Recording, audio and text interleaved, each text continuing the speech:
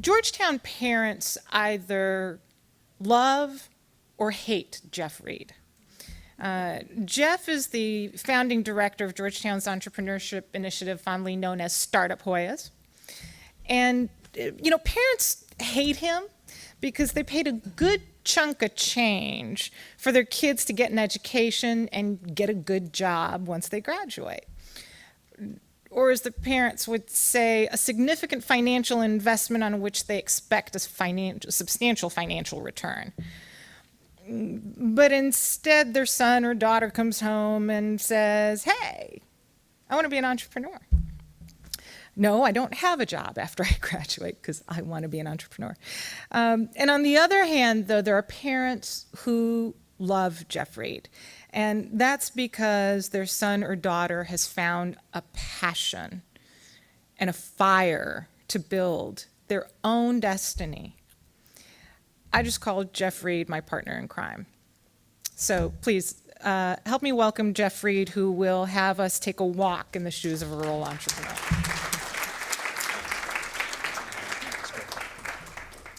Thank you, LaDon.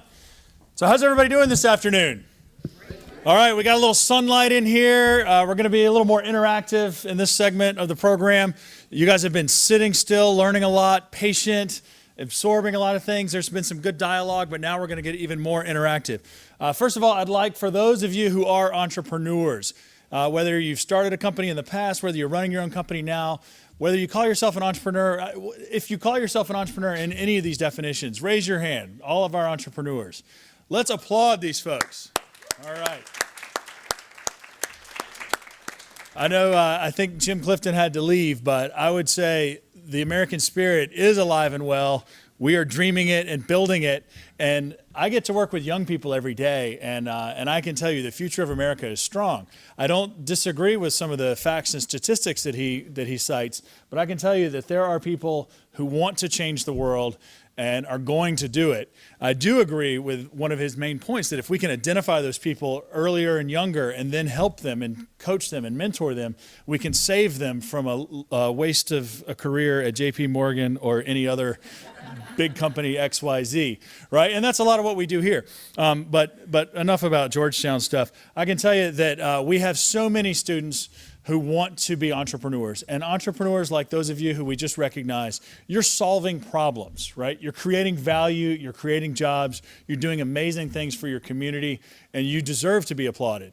And that's a big part of what the Rural Entrepreneurship Initiative is all about, is to help find and support more people like you, to showcase those of you who have done it and are successful, and become role models for those who are considering doing it, and become mentors and coaches, and so that we can help identify those people who have the entrepreneurial potential, whether they were born with the alpha skills or not. There are a lot of people who have that entrepreneurial potential that may not be unleashing that. So that's our goal, is to help those people in rural America to do that. So now we're going to get a little interactive. At your table, you have a case study. And those of you whose tables have been vacated, I encourage you to merge. If you only have one or two people, go find a table that has one or two people there. But don't both of you merge, right? All right. Now, there are two different cases. So while you guys are getting settled, I'll continue to give you your instructions. And there will be a test. So there's a case study. There are several copies of a case study at each table. One of them is an agricultural business. The other is a non-agricultural business. They're both examples of entrepreneurs. They're both inspired by true stories. Some of you may actually recognize these stories. And what we'd like for you to do is take a walk in the shoes of these entrepreneurs. So the first thing we'll do is ask you to take a couple of minutes to read the case. Some of you are already getting a jump on that task. After you've read the case, give everybody at the table a couple of minutes, then introduce yourselves. Spend a minute or two getting to know the other people at your table. After that, we'd like for you to discuss the case for a few minutes. We've even given you some questions at the bottom of the page in the bold type. So talk about this scenario. If you were this entrepreneur, what would you do? What resources are available to help this entrepreneur? And so forth, as the questions at the bottom would lend you to those discussions. So while you're doing that, discuss the case. I'm going to call on a few of you after you've had a chance to discuss. We'll come back together as a group, and I'll ask your table to come up with some answers and solutions that they had discussed. Now, in the meantime, I'd like to direct your attention to those pretty colorful Post-it notes in the middle of your table. The big yellow one you can use to take notes. That one's for those of you who, you might like really big ones. The smaller ones, we'd love for you to look around the back of the room. There are 4 big pads back here. We'd love for you to just use one of the Sharpie pens, grab a Post-it note, and write some things down. The main categories we have, I'll start over here. Here's a good resource for rural entrepreneurs. Whether it's something that you've heard discussed today or something that has not been discussed today, write down something that you think is an important resource for rural entrepreneurs. Post it up there whenever you get a chance. To help rural entrepreneurs, I will blank. This is probably the most important thing we want you to do. Think about, what are you going to do after today? You've heard a lot of things. You've met a lot of people. What is it that you're going to do to help rural entrepreneurs after you go home today? So write it down on a Post-it note, put it on the board up here. Maybe write it down on a second Post-it note and keep that one so that you don't forget your own homework. And then the other 2 over here. I want to know more about blank. So if there's something that you want to know more about related to rural entrepreneurship, put a note there. And then the last one, today I learned blank. If there's something really cool that you've learned, let us know. We'd like to collect all those. So you can do that, but don't miss out on the discussion around your table. I'm guessing most of you are finished reading the case, and I will allow you now to introduce yourselves to your table and begin discussing the case. Thanks. I want to hear what kind of solutions and answers you guys have come up with. We'll start with case number 1, and I'm going to ask for volunteers at Joe's table. Okay, case number 1? Yeah, here we go. So tell us your name. Leah. Oh, it looks like you get a microphone, Sorry. Leah. Hi, Leah Zerby. So Leah, can you, for those who might have had the other case, can you give a quick synopsis of what case number 1 was about? Sure. A man and his wife moved to a small town, and he had a tech company, and instead of he wanted to outsource, he wanted to go through rural outsourcing instead of sending jobs overseas. So he's having trouble finding a skilled workforce though to keep it here in the country, and having trouble. He's growing, finding a new space that he can actually afford. And he's having trouble with internet access in his rural community. All right. And so what solutions did you guys come up with? Well, temporarily, just to get online, we were going to look into the hotspots, and then we were going to talk to rural broadband people who are in this room to help us bring access to our community. We even talked about maybe the business leader getting involved in like local city council, in local politics, and to kind of garner support to apply more pressure to bring internet service to the area. What else did we talk about? What am I missing? I'm gonna let. Excellent. There you go. You're official. Okay, so we thought that, so one of the issues he was having was training. He couldn't find qualified staff to work in this tech business, and so we thought, well, it's going to grow slowly. He's not going to become a large entrepreneur, so he's going to grow slowly, find the right kind of personality types, train them, let them be his advertisement back in the community, and keep pulling in kids from the high school and from community colleges, and then perhaps even help start a tech club inside the high school and develop more of a capacity for folks wanting to know about high-tech business. Now, who else? Which other tables had case number 1? So, yeah, do you guys have anything you wanted to add? By the way, good job here. You guys, thanks for teeing us off. Oh, you're going to... I'm speaking for us? Okay. Can I read your hand? Sure. We said go to a neighboring university. Based on what Becky said, if you call your university, so I'm going to call you guys tomorrow, you'll come do everything for me, apparently. I don't know. Is that true? So I don't know. I'm exaggerating a little bit, but apparently you can do that. What are the other ones here? SVDC representatives, regional economic group, get them linked into other online, hopefully he can get a hotspot off his phone if that's possible. I don't know, maybe it's not there, but if he can, connect with other sources and hopefully be able to give him some direction on where he could go, because it's limiting, I guess.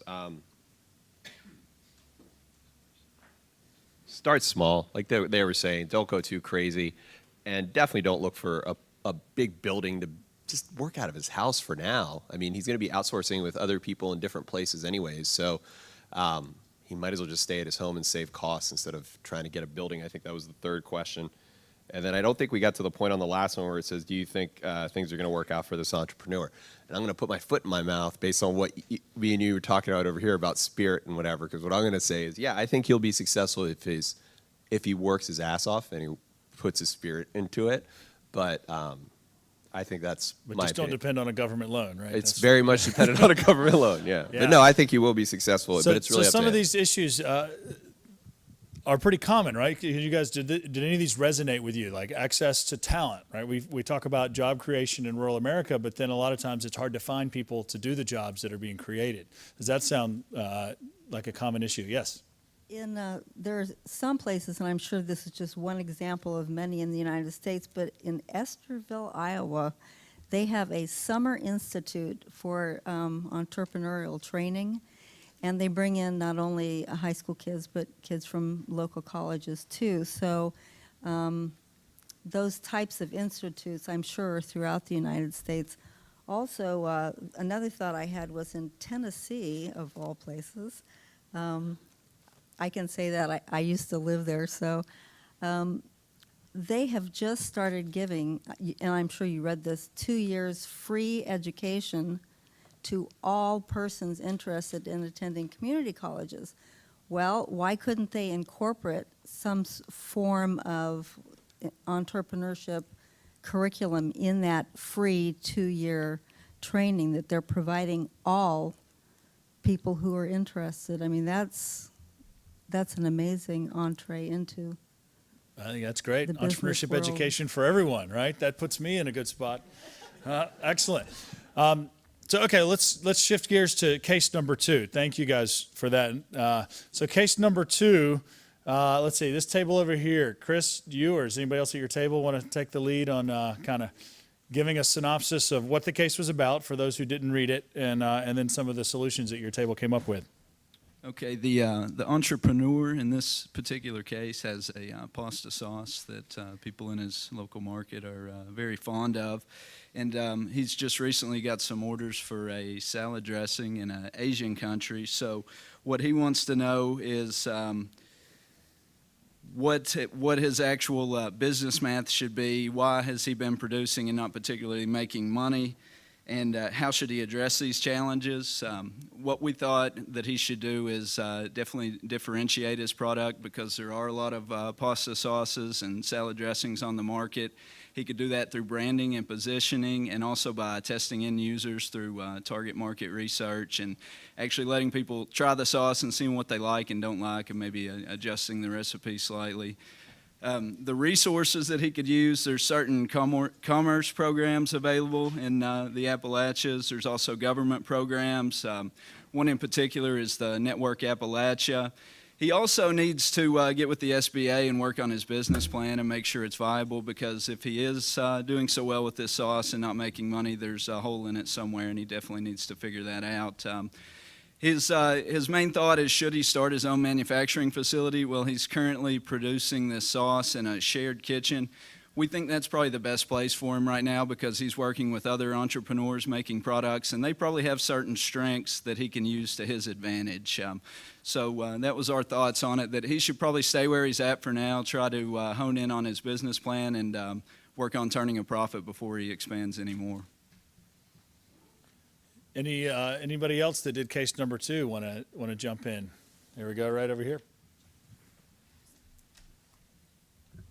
I can read my own notes. I mean, echoes of what they said. We were thinking that maybe he should just get rid of the dressing piece altogether, and maybe find a way to sell that off to build more capital.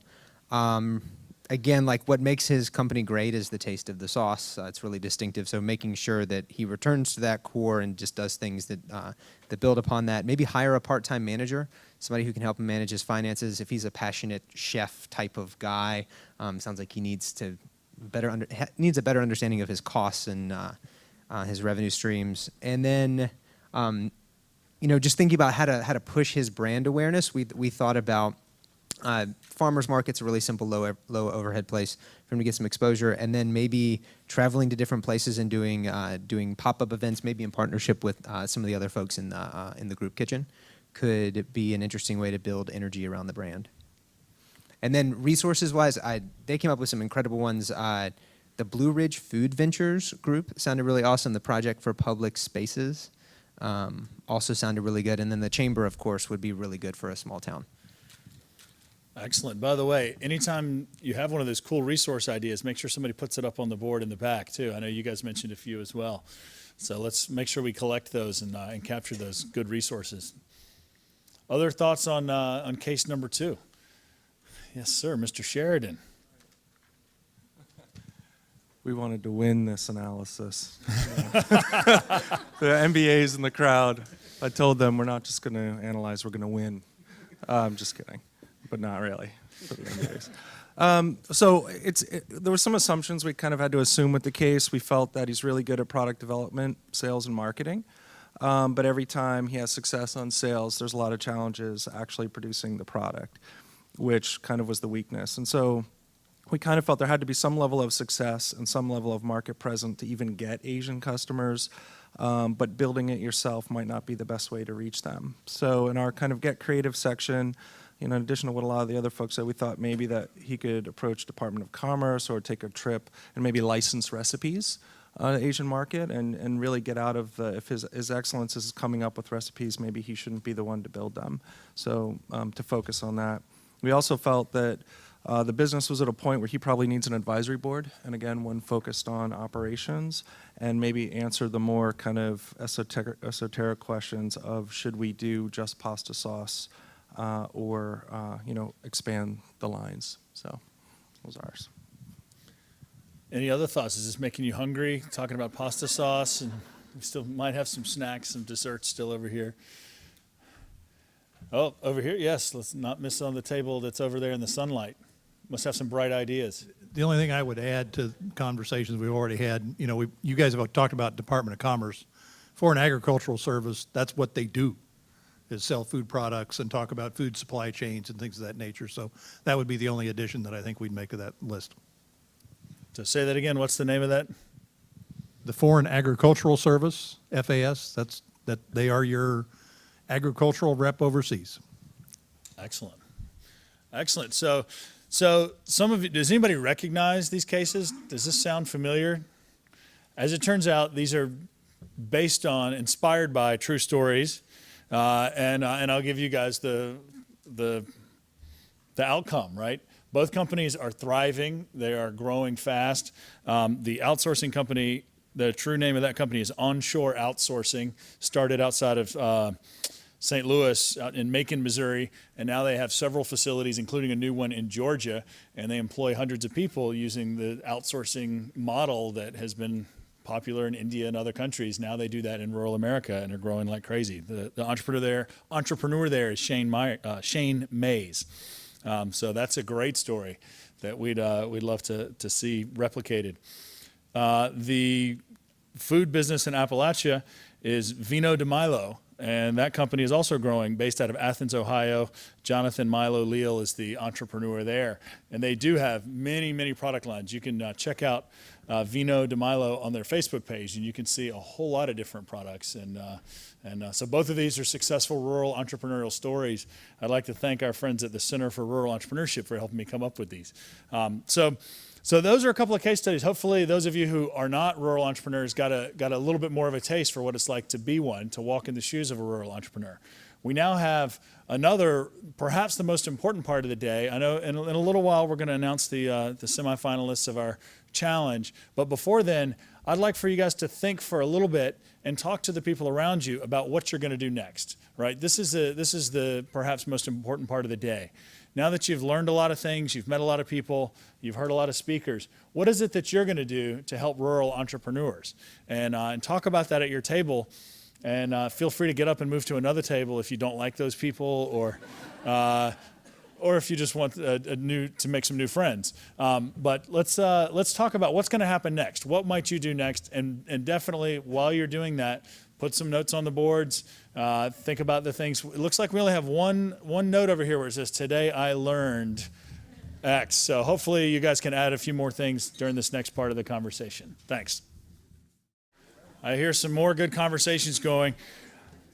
It seems like you guys are a lot like me when you come to one of these conferences and you sit still for a long time. Even if you're learning a lot of good stuff, you don't want to just sit still the whole day, right? So we wanted to build in time for you to get to know each other, for you to talk some, to share some of your own ideas and knowledge, and hopefully you've been able to meet some great people and come up with some new ideas. I must say I'm a little disappointed in the group because I only see 4 Post-it notes over there into what we're going to do next. So please don't make me cry by leaving it just at those 4. I hope you all have come up with something that you can do to help rural entrepreneurs, and we'll add that to the list. So along those lines, does anybody want to share something that they're going to do? Maybe one of the people that put one of the 4 up there. We want to hear from people in the audience here, our attendees, our participants. What is it that you want to do to help rural entrepreneurs? Does anybody want to start? Come on, it's not that hard. Yes.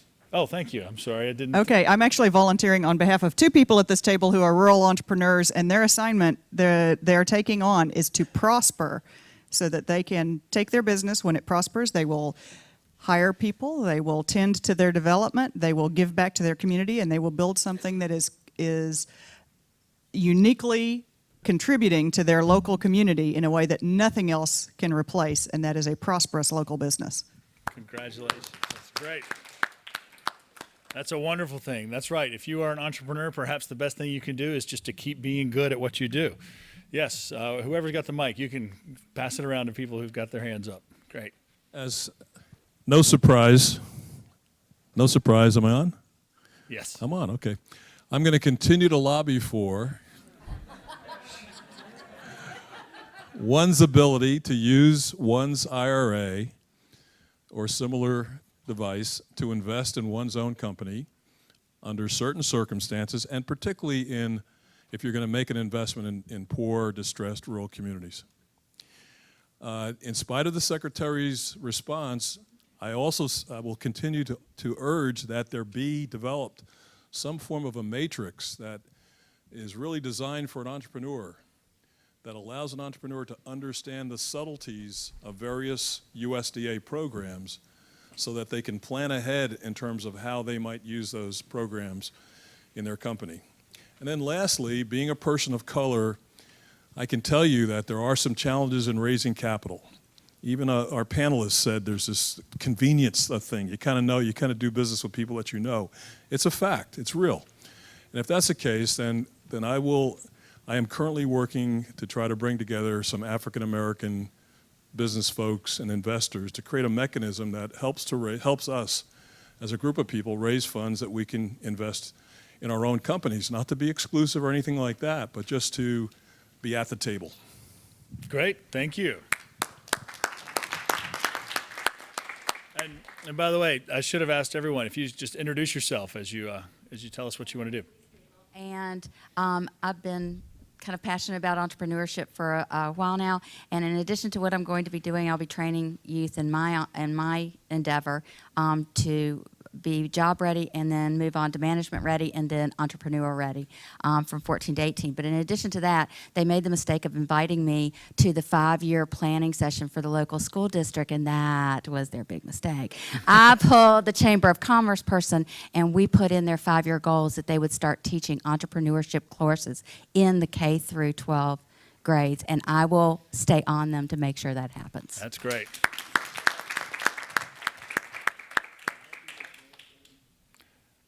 Who else? Somebody else want to say something? Here we go. Chris back here. So I'm Chris Mumford, and I founded a education enterprise called joestartup.com. It's a free online startup creator. So for anybody working on any projects, if you go to joestartup.com, it's my social enterprise Save the World piece.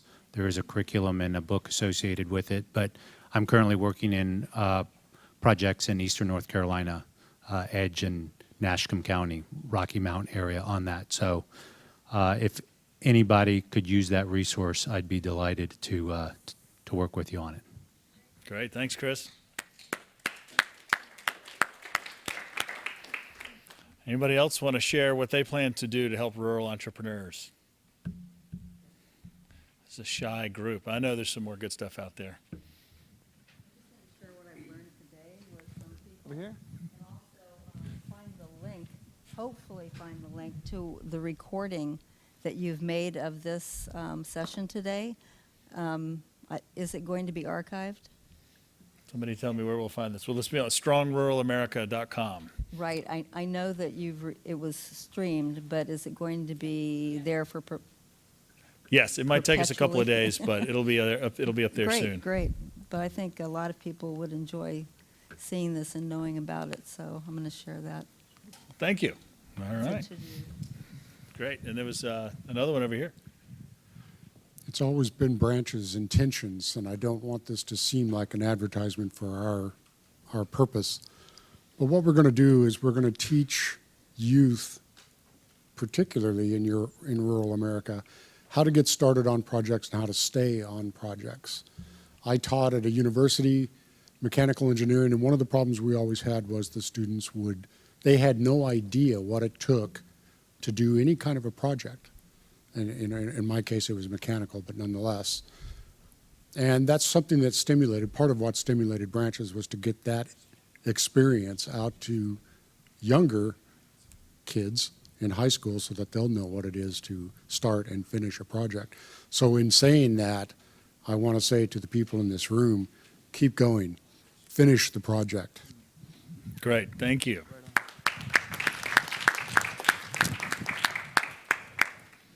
Anybody else want to share a resource that they think needs to be highlighted or something that they learned today that they think the group might benefit from hearing?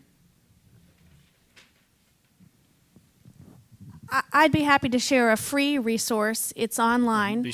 Please introduce yourself. Oh, excuse me. Hi, I'm Claudia Peters, and I'm CEO of myownbusiness.org. It is a website that provides free educational training to entrepreneurs, so it's highly accessible from anywhere. The courses are graded, and there's a certificate that comes. There's nothing to buy. There's nothing being sold. It's all free. It's provided by a very successful entrepreneur who reacted to the 1992 LA riots by saying, I want to help rebuild LA. And so he created this course, and then he was one of the first original MOOCs. In 2000, he put it online. So it resides there, and anyone can access it. So I hope that you will share that with people who need some of the tools to do their business right. It's myownbusiness.com. Myownbusiness.com or myownbusiness.org. Great. Thank you.